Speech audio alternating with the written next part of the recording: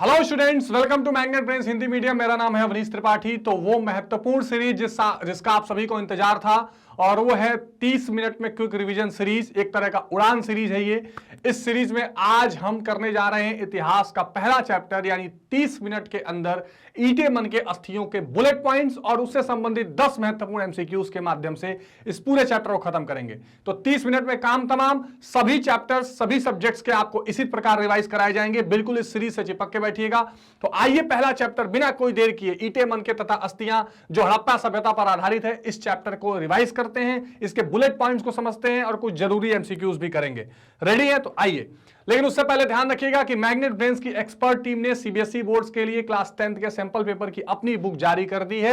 यह बुक का कीमत केवल 299 है। इसको स्कैन करके भी आप मंगा सकते हैं और मैग्नेट ब्रेन्स की वेबसाइट पर जाकर भी इसको आसानी से आप ऑर्डर कर सकते हैं। तो मैग्नेट ब्रेन्स की टीम ने जो ये सैंपल पेपर तैयार किया है, इसको आप जरूर ऑर्डर करिए, मंगाइए और मैग्नेट ब्रेन्स की पहली किताब, पहली बुक को अपने एग्जामिनेशन में जरूर इस्तेमाल करिए। आइए अब चलते हैं अपने 30 मिनट्स के इस इंपॉर्टेंट रिवीजन में और छोटे छोटे बुलेट पॉइंट्स को रिवाइज करके फिर कुछ जाइएगा नहीं, लास्ट के एमसीक्यूज हम जरूर करेंगे। अगर हड़प्पा सभ्यता की हम बात करें, अगर इसके एक तरह से इसके इंट्रोडक्शन की बात करें तो एक सुविकसित नगरीय सभ्यता थी। इस बात का आप ध्यान रखिएगा। बार बार ये पूछा जाता है कि ये ग्रामीण थी कि नगरीय, तो ये नगरीय सभ्यता थी। इसके प्रमुख नगरों की भी चर्चा हमने चैप्टर में ऑलरेडी की है। मैंने डिटेल में सारे चैप्टर कराए हैं, उसको आप जरूर देख लीजिएगा। जहां पर हड़प्पा, मोहनजोदड़ो जैसे जो इंपॉर्टेंट शहर है उनको हमने देखा था और किस प्रकार एक सुनियोजित, मतलब एक अच्छे तरीके से सुविकसित, प्लान्ड, डेवलप तरीके के शहर वहां पर पाए गए थे। यह सभ्यता मिस्र, मेसोपोटामिया आदि सभ्यताओं के समान विकसित और प्राचीन थी। कुछ क्षेत्रों में उनसे भी अधिक विशिष्ट थी। तो जैसे उस समकालीन समय में मिस्र की, मेसोपोटामिया की जो सभ्यताएं हैं, जो उस समय के विकसित शहर नगर थे, उनके जैसे ही ये थी और जो एक तरह से उनको चुनौती देती हुई भी प्रतीत होती थी और कुछ मामले में तो उनसे भी अधिक विशिष्ट पाई गई थी। खास करके जो शहरों में सड़कों का पैटर्न था, जो नालियों का पैटर्न था, जो शहर को एक तरह से नियोजित ढंग से बसाने की प्रक्रिया थी, उसमें तो ये से भी ज्यादा विशिष्ट दिखाई पड़ रही थी। हां, इन प्राचीन सभ्यताओं के समकालीन भी वो दिखाई पड़ रही थी। हड़प्पा सभ्यता का काल अगर देखें, मतलब अगर पता लगाएं, तो आपको पता है ये क्वेश्चन पूछा जाता है कि ऐतिहासिक चीजों के जानने के लिए वो कितनी पुरानी है, किस तकनीक का इस्तेमाल किया जाता है। तो जो कार्बन 14 डेटिंग है, ये कार्बन 14 C14 डेटिंग के अनुसार हम निर्धारित कर लेते हैं कि कोई भी चीज कितनी पुरानी है, इसलिए वो सभ्यता कितनी पुरानी होगी। तो आमतौर पर वैसे अलग अलग इतिहासकारों ने, मार्शल के अनुसार और अलग अलग इतिहासकारों, कनिंघम है, सबके अनुसार कुछ आगे पीछे की डेट्स दी गई हैं। लेकिन एक जो सर्वमान्य या औसत अगर आप देखें तो 2600 ईसा पूर्व से 1900 ईसा पूर्व के आसपास इसका कालखंड डिसाइड किया गया है कि जो हड़प्पा सभ्यता थी, या जो जिसको आप कहते हैं इंडस वैली सिविलाइजेशन, वो कहीं ना कहीं 2600 ईसा पूर्व से 1900 ईसा पूर्व के बीच में इसको माना गया है। इसको सभी ने एक्सेप्ट किया है। तो इस बात का ध्यान रखिएगा। एक तो ये कि कौन सा वो तकनीक है जिसके माध्यम से पता लगाया जाता है ऐतिहासिक चीजों का, तो कार्बन 14 आप ध्यान रखिएगा, कार्बन 14 डेटिंग कहते हैं या कार्बन 14 तिथि निर्धारण प्रणाली इसको कहते हैं। अंग्रेजी में कहते हैं कार्बन 14 डेटिंग सिस्टम, या इसमें हिंदी में कहते हैं कार्बन 14 तिथि निर्धारण प्रणाली। अब देखिए, अगर निर्माताओं की बात करें कि भाई हड़प्पा सभ्यता को किसने निर्माण किया है, तो अलग अलग इतिहासकारों का इस पर अलग अलग मत है। देखिए, जो सबसे पहले जिसको आप कहते हैं ना कि सबसे पहले हड़प्पा सभ्यता की जो खोज की गई, राय बहादुर दयाराम साहनी ने हड़प्पा को निकाला और वहां से जब आप देखेंगे फिर राखलदास बनर्जी आए, तो सबका अलग अलग मत है। ठीक है, उसी में राखलदास बनर्जी ने कहा कि जो द्रविड़ थे उन्होंने क्या किया है, उन्होंने हड़प्पा सभ्यता को स्थापित किया है। तो ये मैं आपको बुलेट पॉइंट्स बता रहा हूं, उसमें बहुत लंबी कहानी है, उनके तर्क हैं, तथ्य हैं, वो सब मैंने चैप्टर में आपको डिस्कस किए हैं।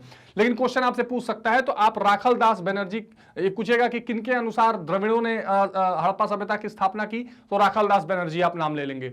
गार्डन चाइल्ड के अनुसार सुमेरियंस जो थे, उन्होंने क्या किया है, उन्होंने इसको स्थापित किया है, उन्होंने हड़प्पा सभ्यता की नींव डाली या हड़प्पा सभ्यता को विकसित किया।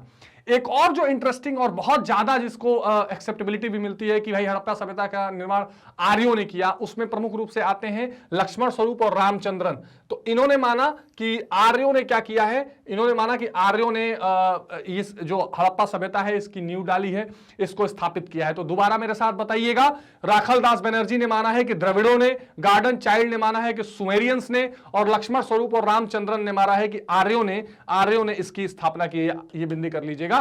कि जो आर्य हैं उन्होंने जो हड़प्पा सभ्यता है या इंडस वैली सिविलाइजेशन है उसको स्थापित किया है। ठीक बात है, इसमें कोई दिक्कत नहीं है, कोई डाउट नहीं है। ये कुछ फैक्ट्स आपको हमेशा ध्यान रखने हैं।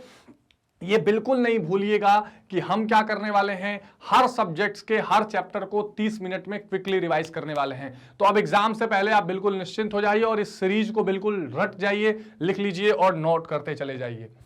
अगर आप विस्तार की बात करें कि भाई हड़प्पा सभ्यता कहां से कहां तक रही है, तो मैंने आपको डिटेल में जब चैप्टर कराया तब भी बताया था कि आप जो आज अफगानिस्तान देखते हैं, जो पाकिस्तान का हिस्सा देखते हैं, वहां से लेकर और जो भारत का गुजरात और नीचे तक का इलाका है, उसके अलावा आप उत्तर प्रदेश के मेरठ तक और राजस्थान हरियाणा तक का जो क्षेत्र है, दिल्ली तक का जो क्षेत्र है, वहां तक पूरा फैला हुआ ये क्या है, आपका हड़प्पा सभ्यता या इंडस वैली सिविलाइजेशन रहा है। अगर आप एग्जैक्ट नाम देखें तो पश्चिम यानी कि जो पाकिस्तानी इलाका देखते हैं वहां के मकरान तट प्रदेश पर सुत का गडोर, ठीक है, पूर्व में जिला मेरठ, मेरठ कहां है, उत्तर प्रदेश में, और वहां का एक जगह है अलमगीरपुर, और उत्तर में जम्मू के मांदा, ये याद रखिएगा, से लेकर दक्षिण में किम सागर संगम या भगत राव तक फैली हुई है।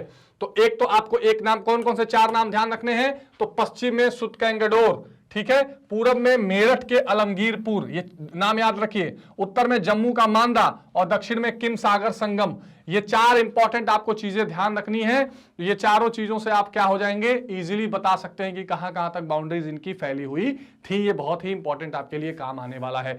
ठीक बात है, मैं मैप प्रैक्टिस में और ज्यादा इसकी प्रैक्टिस आपको अलग से भी करा दूंगा, जो मैंने चैप्टर कराया है उसमें डिटेल में भी बताया। लेकिन ये 4 नाम आप ध्यान रखिए। ये आप ध्यान रखिएगा कि दक्षिण भारत के इलाके या पूर्वी नॉर्थ ईस्टर्न इलाका, वहां पर कोई इस तरह का आपको साक्ष्य देखने को नहीं मिला है, तो आप उधर कंफ्यूज आपको नहीं होना है। ठीक है, बाकी हरियाणा हुआ, राजस्थान हुआ, दिल्ली हुआ, ये जितने गुजरात हुआ, ये सारे जो स्टेट्स हैं भारत के, उसमें इनका फैलाव देखा गया है। तो ये एक तो विस्तार वाला इलाके में अक्सर ये नाम आपको पूछ देते हैं, इन नामों को भी आप बिल्कुल ढंग से ध्यान में रखिएगा।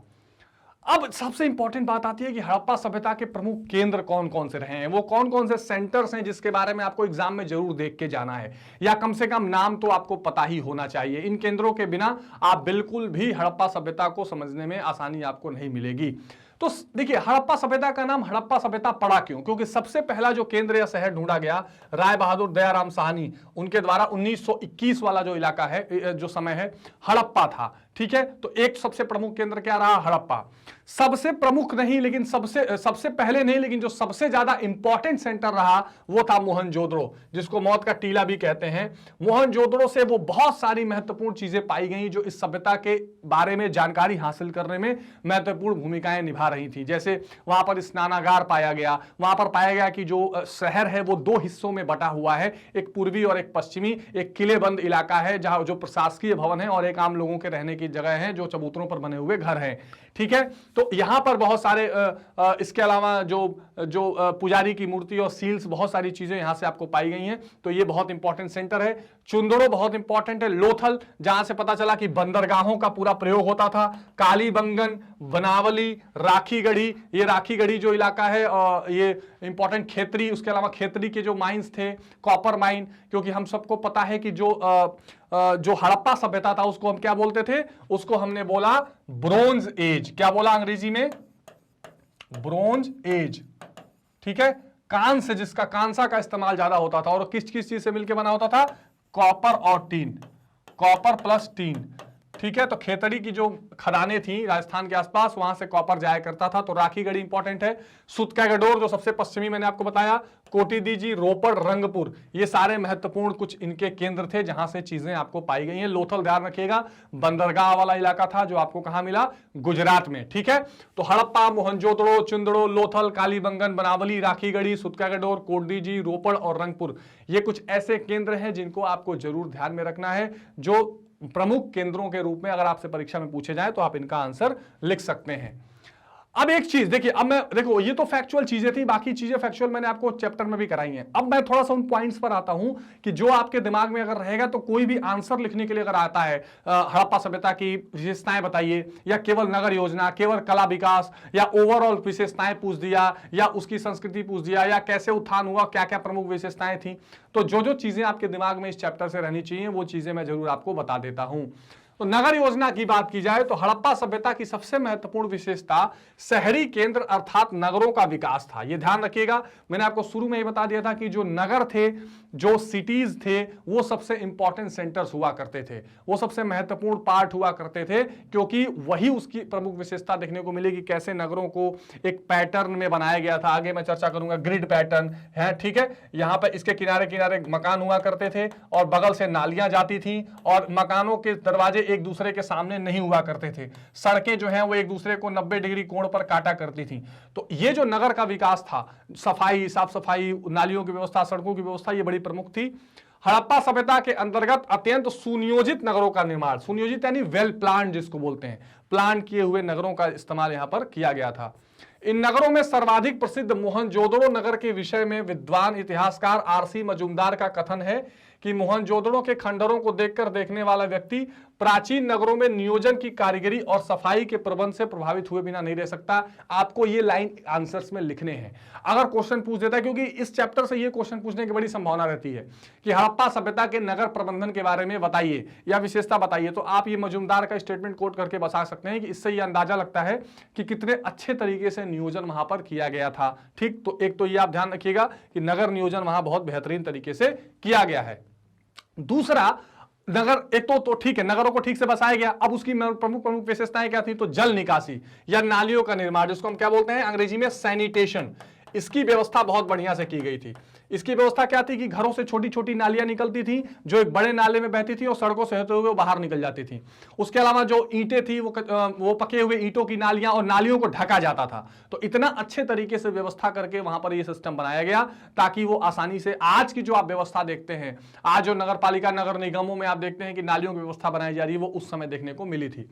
हड़प्पा सभ्यता की सबसे अनूठी विशेषता यह थी कि यहां के नगरों में जल निकासी प्रणाली बहुत नियोजित थी और नालियों के निर्माण में ये लोग काफी दक्ष थे। तो ये एक विशेषता आप पहले से ध्यान में रख लीजिए, ठीक है। ये बहुत मैच्योर थे, ये बहुत एक तरह से कह सकते हैं कि उस मामले में हाई फाई थे। उनको अच्छे तरीके से पता था कि नालियां कैसे बनानी है, कैसे प्लानिंग करनी है, कैसे घरों का पानी निकालकर बड़े नालों में मिलाना है और बड़े नालों से फिर आगे निकालकर ले जाना है। तो ये अच्छे तरीके से ध्यान रखिएगा, बहुत डिटेल में मैंने चैप्टर में इस चीज को कराया है। तो एक तो जल निकासी की व्यवस्था यहां अभूतपूर्व थी। भवन निर्माण की बात करें तो यह भी अपने आप में एक बहुत अच्छा कलाकृति वहां देखने को मिलती है। वहां के भवनों की दो चीज व्यवस्थाएं थी, एक तो सड़क से लगे हुए भवन बनाए जाते थे, दूसरा वहां के भवनों में एक दूसरे के दरवाजे एक दूसरे के सामने नहीं खुलते थे। भवनों के सामने वाले इलाके में, यानी कि जो भवन में प्रवेश करने वाला इलाका था, वहां एक कुआं बनाया जाता था प्रायः कि आने वाले लोग वहां से पानी पी सकें। इस तरह की कुछ बहुत महत्वपूर्ण व्यवस्थाएं भवन निर्माण में थी। तो नगर निर्माण की भांति भवन निर्माण में भी यहां लोग कुशल थे। मोहनजोदड़ो और हड़प्पा से प्राप्त भग्नावशेषों से इसकी जानकारी मिलती है। इसके अलावा हमने ये देखा कि जो पूरी सभ्यता थी वो दो भागों में बटी हुई थी, मतलब कि जो वहां पर शहर निर्माण था उसमें दो हिस्से होते थे, एक पश्चिमी हिस्सा, एक पूर्वी हिस्सा। पश्चिमी हिस्सा में किलेबंद इलाका होता था जो ऊंचे ऊंचे होते थे, प्रशासकीय भवन होते थे, और बाकी पश्चिमी इलाकों में आम लोग रहते थे। जो चबूतरों पर मकान बनाने की व्यवस्था वहां पर बड़ी अच्छे तरीके से की गई थी। कच्चे और पके दोनों तरीके का ईंटों का इस्तेमाल किया जाता था। ये सारी चीजें आप ध्यान रखिएगा, बहुत इंपॉर्टेंट है, ठीक है। तो भवन निर्माण में ये लोग बहुत कुशल थे, ये आप विशेषता ध्यान रखिए। अक्सर वो क्वेश्चन पूछता है कि क्या वो लोग भवन निर्माण में दक्ष थे कि नहीं थे। उत्खनन से क्या क्या मिला है हमें? एक तो मिला है कि आवासीय भवन, आम लोगों के रहने के लिए जो रेसिडेंशियल हाउसेज होते हैं, वो आवासीय भवन बहुत अच्छे तरीके से प्राप्त हुए हैं। तो इससे पता लगता है कि उनको ये चीजें करनी आती थी। दुर्ग किसको बोलते हैं? किला। सार्वजनिक और राजकीय जो भवन होते थे उसको घेरने की व्यवस्था होती थी, ठीक है। मान लीजिए ये सार्वजनिक व्यवस्था है, ये प्रशासकीय भवन है, और यहीं पर वो क्या बनाते थे? अपनी ग्रेनरी या जिसको बोलते हैं अन्नागार, ठीक है। तो अन्नागारों की वहां पर बहुत प्राप्ति हुई है, ठीक है, ये ध्यान रखिएगा। मोहनजोदड़ो से भी ये मिला है। तो अन्नागार वहां पर मिलता था इनको, ये पाने, ये एक तरह से कह सकते हैं, देखिए अन्न भंडाराकार, माल गोदाम, इस तरह की भी चीज मिलती थी। विशाल स्नानागार जिसको अंग्रेजी में कहते हैं the great bath, the great bath. तो इससे ये पता चलता है, और इस ग्रेट बाथ को अध्ययन करके इतिहासकारों ने ये माना है कि ये कहीं ना कहीं एक तरह का धार्मिक भवन है, ठीक है। तो ऐसा माना गया है कि वहां पर धार्मिक भवन भी या धार्मिक इस तरह की कृतियां भी बनाई जाती थी, जो अपने आप में बहुत महत्वपूर्ण है। तो अगर आप भवन निर्माण में देखें तो आम लोगों के रहने के लिए आवासीय भवन, जो प्रशासकीय या सार्वजनिक जगह थी उनको घेर कर किला जैसा, दुर्ग जैसा बनाना, या इसके अलावा अन्न रखने के लिए, माल गोदाम रखने के लिए भवन बनाना, या विशाल बड़े बड़े नहाने स्नानागार जो से किसी विशेष पर्व पर जिसमें लोग लाके नहा सके, इसमें सीढ़ी बनी हुई है उतरने के लिए, जाने के लिए, जल निकासी की व्यवस्था है, मैंने सब डिटेल में आपको चैप्टर में कराया है। ऐसे भी भवन वहां पर पाए गए हैं। ठीक है, तो एक तो भवन निर्माण में ध्यान रखिएगा। दूसरा एक बहुत इंपॉर्टेंट चीज है जानना कि वहां की आर्थिक जीवन निर्वाह की स्थिति क्या थी। क्या वहां पर लोग जो है वो बहुत ज्यादा एक तरह से कह सकते हैं कि बिजनेसमैन वाले लोग थे या खेती पर आधारित थे, क्या क्या मामला था। तो हड़प्पा सभ्यता के निवासियों का मुख्य व्यवसाय कृषि था। ठीक, तो नोट डाउन कर लीजिए, ये सबसे इंपॉर्टेंट है। जो प्रमुख व्यवसाय था उन लोगों का वो क्या था, कृषि था। हड़प्पाई लोग गेहूं, ध्यान दे लीजिएगा, जौ, दाल, सफेद चना, मटर, तिल, बाजरा, चावल, ये सारी चीजों की खेती करते थे। कभी कभी क्वेश्चन आपसे पूछ देता है। ठीक है, अब मान लीजिए अब उसमें पूछ दिया आपसे क्वेश्चन कि क्या मक्का था, है ना, तो इस तरह की चीजें नहीं, लेकिन जो आपके सामने दिया हुआ है ये सारे फसल वो उगाते थे।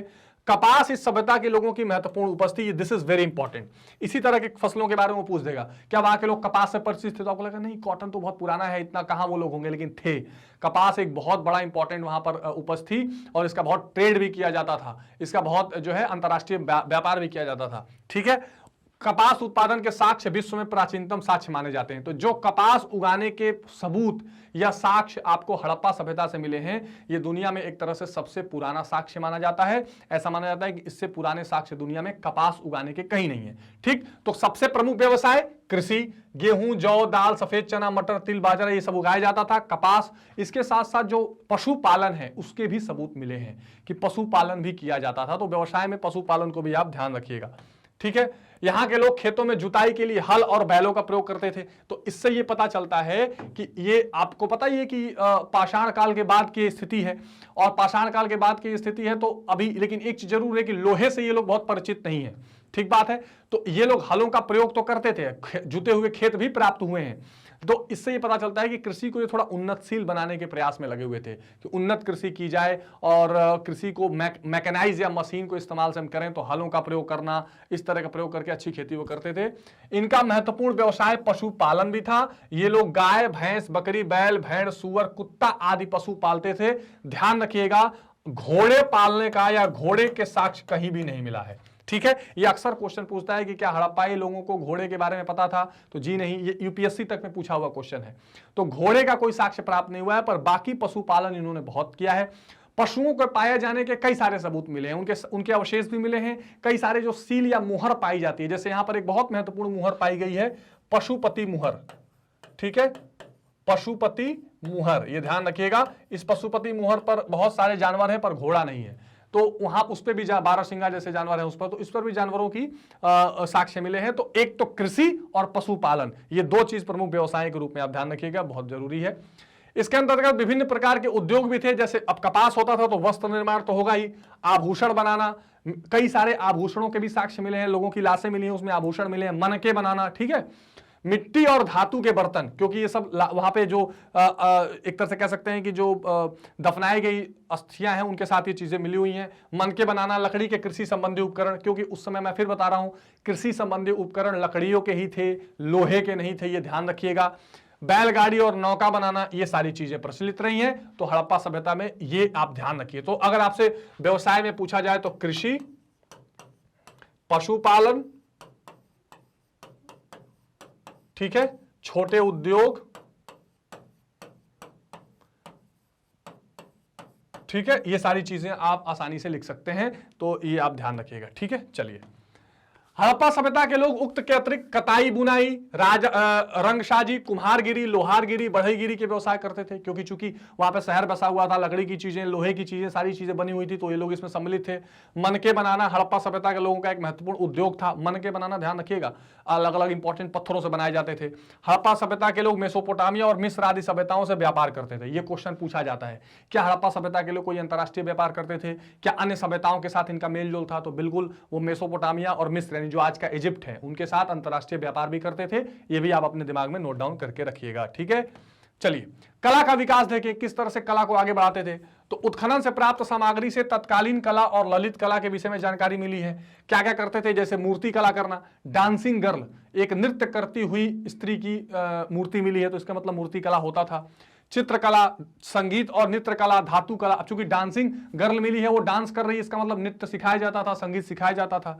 धातु कला, मुहर निर्माण करना, क्योंकि बहुत मुहरें वहां से मिली हैं, इसका अध्ययन उत्खनन से प्राप्त हो रहा है। तो ये सारे कला की चीजें भी वहां की जाती थी, इस बात को भी आप नोट डाउन करके रखिएगा।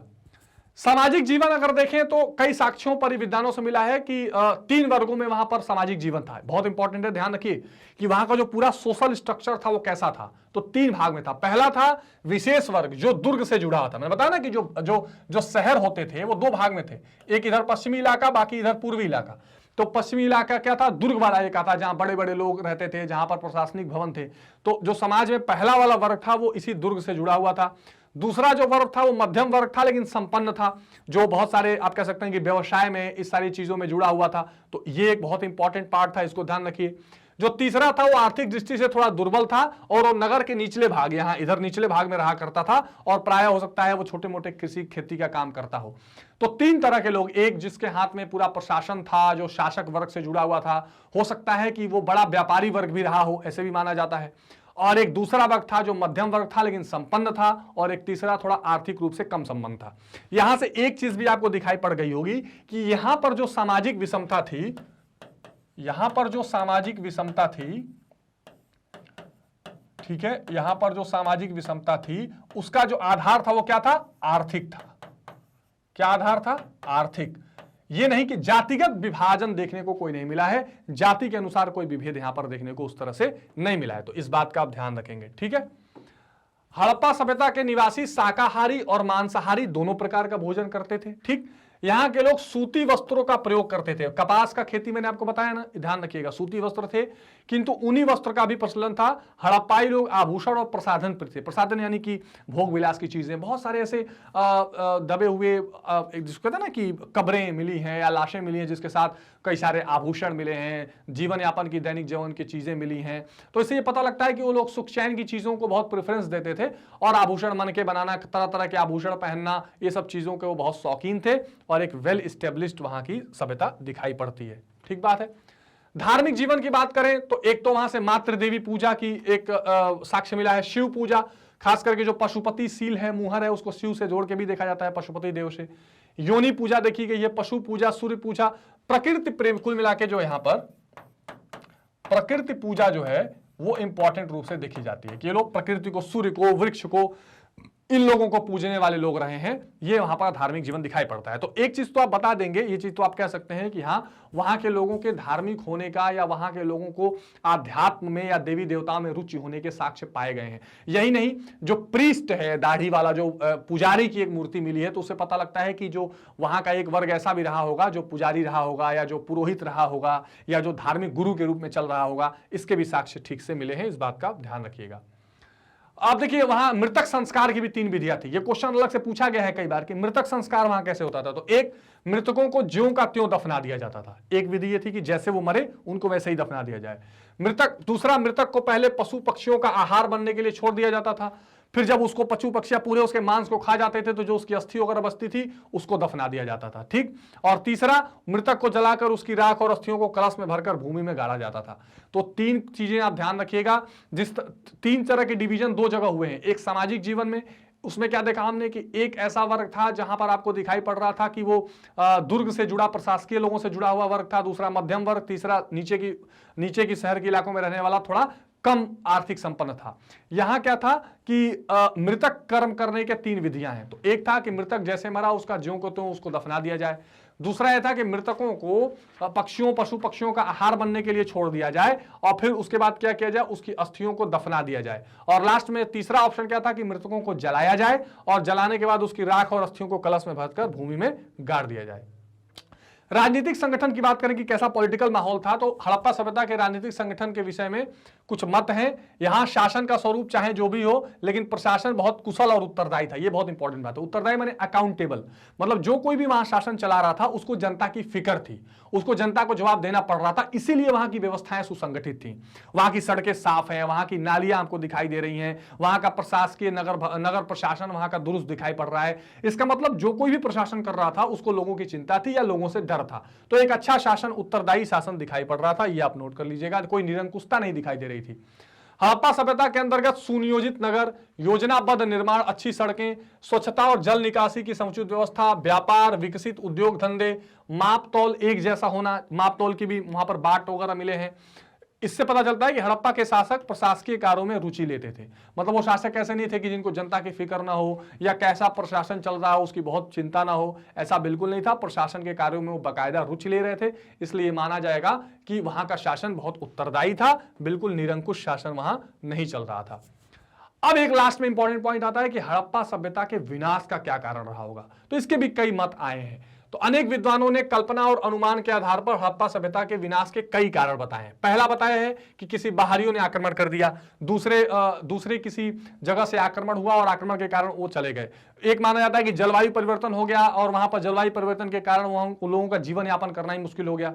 एक मत आता है कि बाढ़ के कारण पूरी सभ्यता तबाह हो गई, और एक माना जाता है कि भूकंप आया, भूकंप में सब कुछ दब गया। तो ये चारों मत आपको बता देने हैं। ये चारों मत लॉन्ग आंसर में आएंगे तो आप बता सकते हैं, डिटेल मैंने चैप्टर में इसको किया हुआ है। तो चार मत हैं उनके विनाश से संबंधित। हड़प्पा सभ्यता की खोज की बात करें तो सबसे पहले डायरेक्टर जनरल कनिंघम रहे हैं, और हड़प्पा सभ्यता की खोज में राय बहादुर दयाराम साहनी तथा राखलदास बनर्जी का सबसे इंपॉर्टेंट योगदान रहा है। इन्होंने हड़प्पा और इन्होंने मोहनजोदड़ो की खोज की थी। ठीक है, कनिंघम पहले डायरेक्टर जनरल रहे थे पुरातत्व विभाग के, ध्यान रखिएगा, क्वेश्चन पूछा जाता है। तो दयाराम साहनी और राखलदास बनर्जी की खोजों के आधार पर 1924 में भारतीय पुरातात्विक सर्वेक्षण के डायरेक्टर जॉन मार्शल ने पूरे विश्व के समक्ष सिंधु घाटी की एक नवीन सभ्यता है इसकी घोषणा की। तो 1921 में पहली बार खोज हुई, 1924 में जॉन मार्शल ने इसकी घोषणा कर दी थी। 1947 में उपमहाद्वीप के विभाजन और पाकिस्तान के निर्माण के परिणाम स्वरूप हड़प्पा सभ्यता के कई महत्वपूर्ण केंद्र, हड़प्पा, मोहनजोदड़ो, कोटदी, बालाकोट, ये सब पाकिस्तान में है। ये सारे धीरे धीरे खोजे गए। ठीक है, अतीत का पुनर्निर्माण अगर करें तो हड़प्पा को जो लिपि है वो खरोष्ठी लिपि है, जो दाएं से बाएं ओर लिखी जाती है। तो इसको ठीक से पढ़ा नहीं जा सका है, ये भी एक दुर्भाग्य है। इसको अभी भी पढ़ने का प्रयास लगातार जारी है, इस बात का भी आप ध्यान रखिएगा।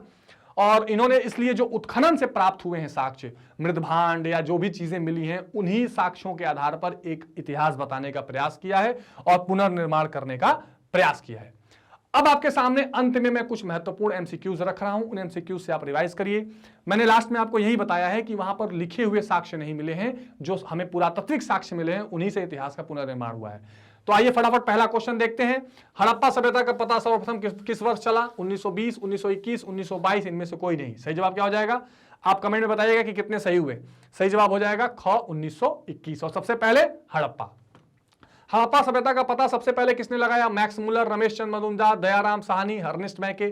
सही जवाब क्या हो जाएगा? सही जवाब हो जाएगा राय बहादुर दयाराम साहनी। राय बहादुर उनको टाइटल मिला था। हड़प्पा नामक पूरा स्थल का उत्खनन सबसे पहले किसने कराया? राय बहादुर दयाराम साहनी, राखलदास बनर्जी, अर्नेस्ट मैके, जॉन डेल्स। सही जवाब राय बहादुर दयाराम साहनी। बहुत बार पूछा था इसलिए मैंने जानबूझ के लिखा है। मोहनजोदड़ो का सर्वप्रथम पता किसने लगाया? कनिंघम, हेमचंद्र राय चौधरी, दयाराम साहनी, राखलदास बनर्जी। अगेन एक बहुत इंपॉर्टेंट नाम है, वो है राखलदास बनर्जी। तो मोहनजोदड़ो राखलदास बनर्जी और हड़प्पा राय बहादुर साहनी। हड़प्पा सभ्यता की खोज के समय भारतीय पुरातात्विक सर्वेक्षण के डायरेक्टर जनरल कौन थे? कनिंघम, मार्शल, आरएम व्हीलर, इनमें से कोई नहीं। सही जवाब हो जाएगा जॉन मार्शल। ठीक है, तो ये बहुत ध्यान रखिएगा, इंपॉर्टेंट है। भारतीय पुरातात्विक सर्वेक्षण के प्रथम डायरेक्टर जनरल कौन थे? प्रथम डायरेक्टर जनरल कौन थे? तो प्रथम डायरेक्टर जनरल थे कनिंघम। निम्न में से कौन सा पूरा स्थल हड़प्पा सभ्यता के समय बंदरगाह था? हड़प्पा, मोहनजोदड़ो, लोथल, कोटदीजी। सही जवाब क्या हो जाएगा? बंदरगाह था लोथल। ठीक है, अगला सवाल, हड़प्पा सभ्यता का प्रसिद्ध स्नानागार कहां मिला है? हड़प्पा, मोहनजोदड़ो, कालीबंगन, लोथल। स्नानागार जो है, जिसको आप ग्रेट बाथ बोलते हैं, ये मिला है मोहनजोदड़ो में। बताइएगा कितने सवाल सही हो रहे हैं? 2 और हैं। हड़प्पा सभ्यता के लोग निम्नलिखित में से किस पशु से अपरिचित थे? गाय, बैल, भैंस, अश्व। तीनों से परिचित थे। अश्व यानी घोड़े का कोई वहां पर साक्ष्य नहीं है, मैंने आपको पहले बताया था। सही जवाब हो जाएगा अश्व। अंतिम सवाल है, हड़प्पा सभ्यता के पुरा स्थलों से प्राप्त मुहर पर कौन सा पशु अंकित नहीं है? हाथी, बारहसिंगा, वृषभ या अश्व। जाहिर सी बात है, ऊपर के तीनों हैं, वृषभ, बारहसिंगा, हाथी, जो मुहर मिली है, लेकिन अश्व नहीं है। तो ये वो महत्वपूर्ण सवाल थे जिन सवालों के माध्यम से हमने इस पूरे चैप्टर को रिवाइज किया। मैंने बुलेट पॉइंट्स में आपको चीजें बताई। कोई डाउट, परेशानी हो तो कमेंट बॉक्स में बताइएगा। कितने सवाल आपने सही किए ये भी बताइएगा। सारे चैप्टर्स को एक एक करके ऐसे ही रिवाइज करेंगे। इसको खूब लाइक, शेयर और सब्सक्राइब करिए। मैग्नेट ब्रेन्स के प्लेटफॉर्म से ये सारे courses of free of cost पढ़ सकते हैं, और अपने नोट्स मंगाकर भी आप आसानी से पढ़ाई कर सकते हैं। तो मिलते हैं इसी रिवीजन सीरीज के साथ अगले चैप्टर के लिए। तब तक अपना बहुत ध्यान रखिए। Take care, bye bye.